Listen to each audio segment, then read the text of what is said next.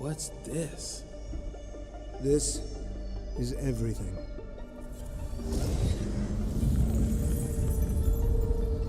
Vous connaissez tous Miles Morales, Gwen Stacy, Peter P. Parker grâce au film. Mais savez-vous que le Spider-Verse n'était pas censé exister au départ? Tout commence par un jeu vidéo et une idée folle d'un scénariste de comics. Aujourd'hui, on plonge dans les archives de Marvel pour découvrir comment Dan Slott a réuni toutes les versions de l'araignée dans une saga devenue légendaire. Tout commence en 2010 avec le jeu vidéo Spider-Man Children's Dimension. Le scénariste, Dan Slott, y fait l'équipe avec 4 versions de l'araignée. L'original, Spider-Man Noir, Spider-Man 2099 et l'Ultimate Spider-Man. Ce déclic, il se dit, si faire cohabiter 4 fois le même héros de version alternative, alors réunir tous les Spider-Man de l'histoire serait une idée de génie. 2 ans plus tard, en 2012, la mini-série Spider-Man de Brian Michael Bendis vient de confirmer ce potentiel.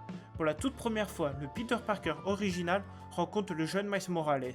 Ce crossover historique prouve que les fans sont accros au concept du multivers et ouvre une grande porte ouverte pour la création de comics basés sur le multivers des Spider-Man.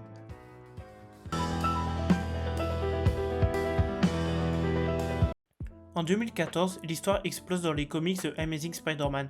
Une armée géante de héros se rassemble pour survivre contre des vampires.